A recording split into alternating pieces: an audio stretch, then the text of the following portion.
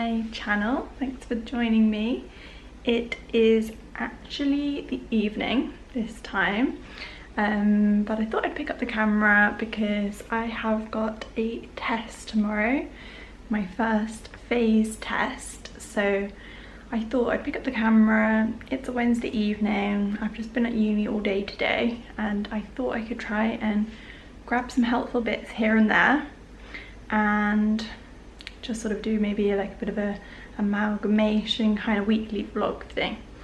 So yes, I might be looking a little bit dewy. I just got back in from university and it was a long day of lectures from like 10 till 5, so I thought I would do a little bit of Pilates. I literally did like 20 minutes maybe, if that.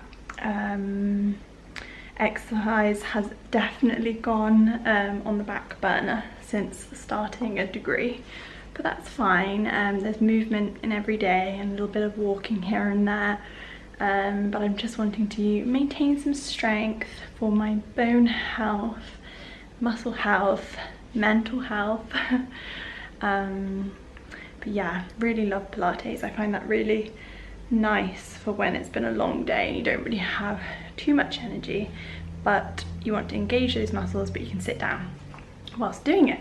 So I did that. I use an app online called The Yoga Class. It is my friend and fellow model who set up the business. It's amazing. Like £19 a month, and you get access to loads and loads of classes, yoga classes, Pilates, bar. It's really good. I'll put a link down below. But yeah, I thought I will talk you through a little bit about my exam tomorrow, test tomorrow, and just how I sort of prepared for that and revised for that, and a few books that are super helpful. The test is on obesity, dietetic management of obesity, so I will show you that after.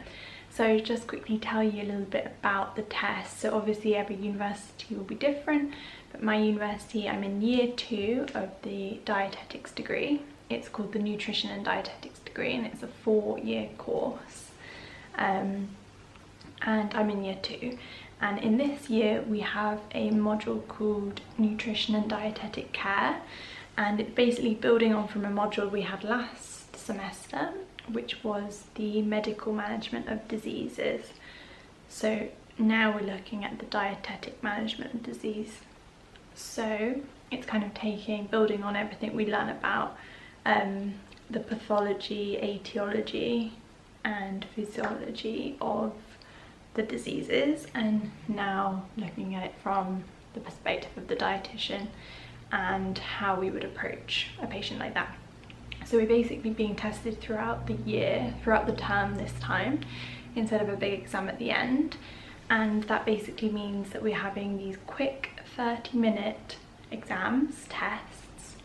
They call them phase tests, so that we can apply the things we're learning as we go. And they're 30 minutes for a reason, because they're meant to simulate what it will be like working as a dietitian, because it's doing a full, well not a full, it's doing the A to E dietary assessment, which is basically a model that we use in dietetics here in the UK.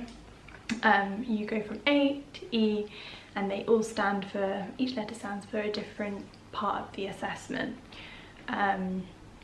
Which is just like A for anthropometry, B for biochemistry, C for clinical, D for dietary assessment, and E for environment, emotion, everything else really.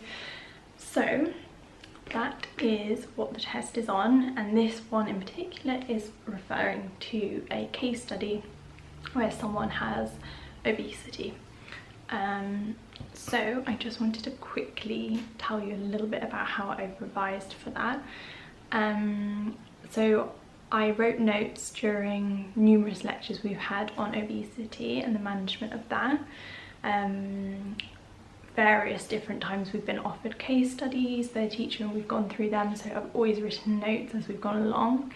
And last week we had a really good lecture where we went over the full process really clearly and all the things that we needed in the exam.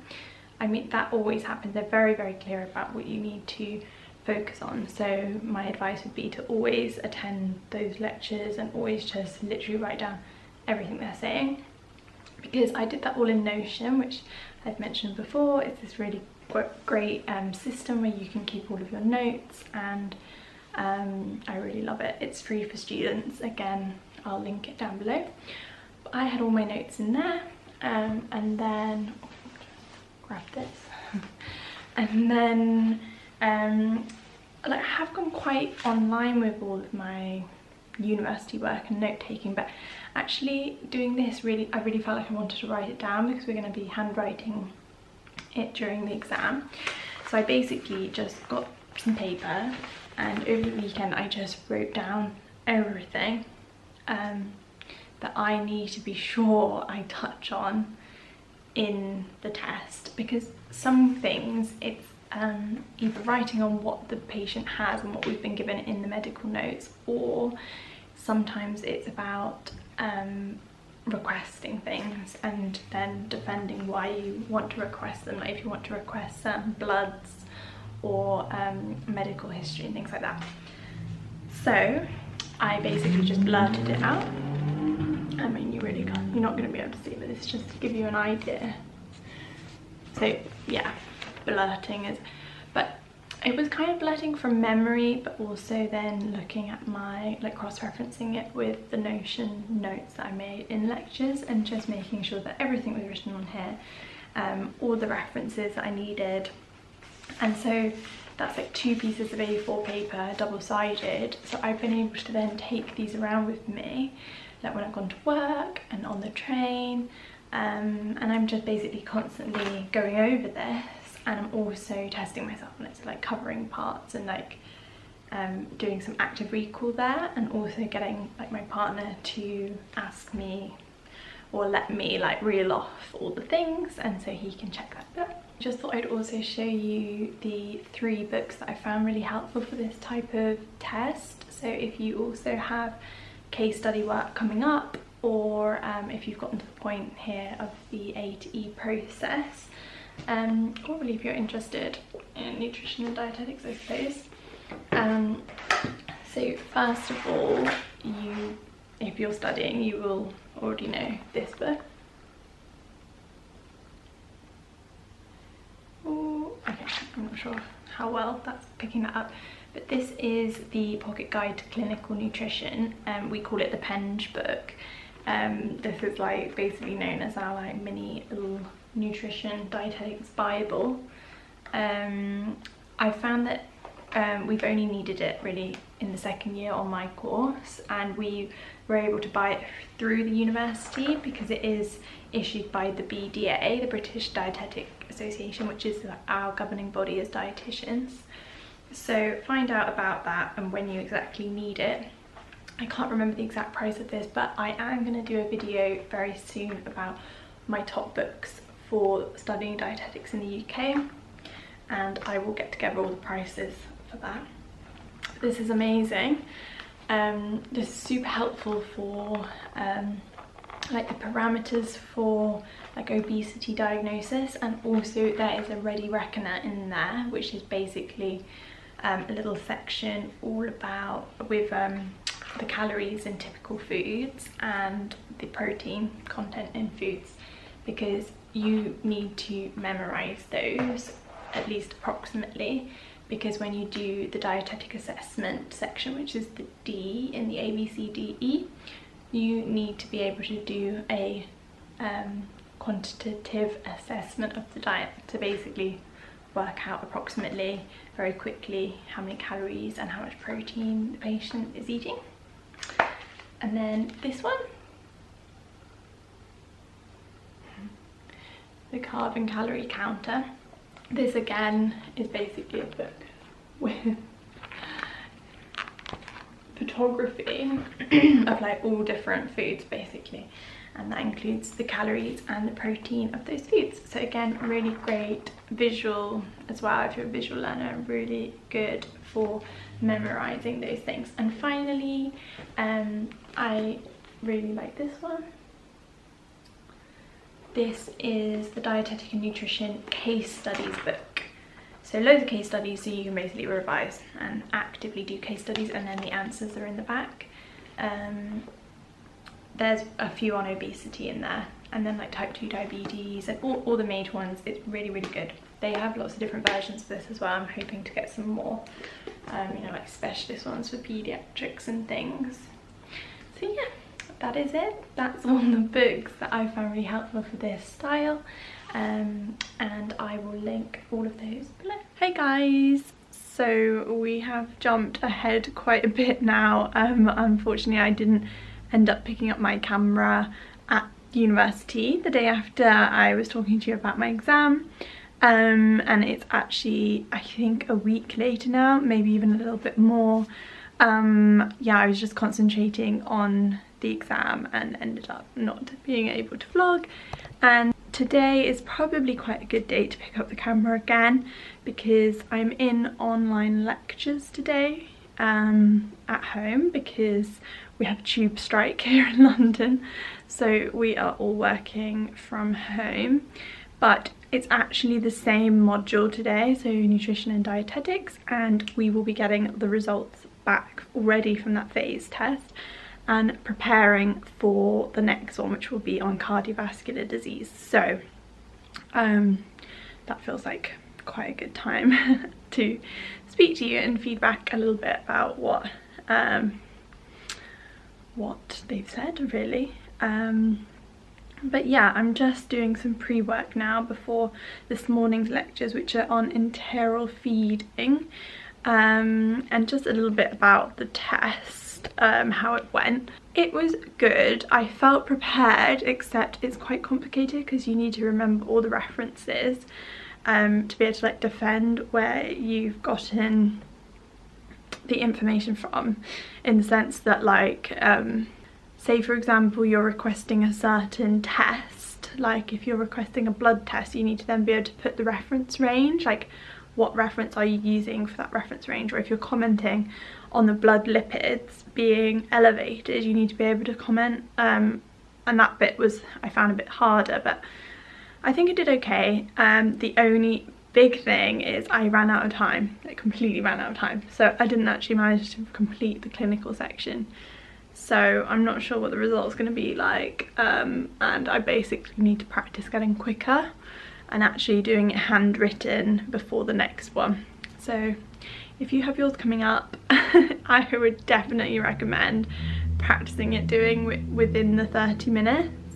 That might be quite obvious to you, but I hadn't really practiced that. But anyway, I will carry on preparing now for my morning lectures, and then I'll catch up with you after.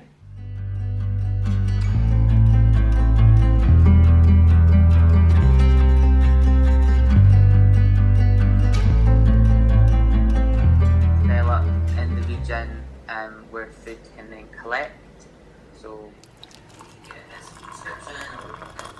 Hey guys, so just a very quick update. I had my lectures this morning, which was super interesting, all about enteral feeding and nutrition support, which is a huge topic on a dietetics degree. Let me know if you studied that module already, if you are studying. It's probably one for me to talk about another time on another video, but super interesting about helping people who are at risk of malnutrition and underfeeding, things like that. So that's what we've been doing this morning, and then this afternoon I'm going to be having my feedback from the exam, so I will update you a little bit more then. I think I'm just going to go for a walk now, try and get some fresh air, because I haven't left the house yesterday either because university was busy online again. So I will catch up with you after. Hey guys, back again picking up the camera again on a different day. This vlog has been all over the place, but I did just want to quickly say before finishing it about my exam, as that's what I've been talking about majority in this vlog.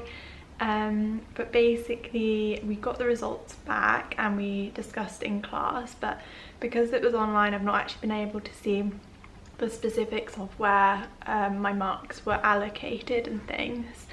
But I didn't do the best, but I'm still happy with it because I'm not sure if I mentioned already, but I missed 2 huge sections on the exam because I ran out of time, because it's 30 minutes. And basically if you're studying dietetics or thinking of doing it, a lot of the degree towards this stage, so in year 2, about halfway through, is all about gearing you up to do your patient assessments really quickly, because when you're on placement and in the industry, you will need to get through patients quickly and be as efficient as possible.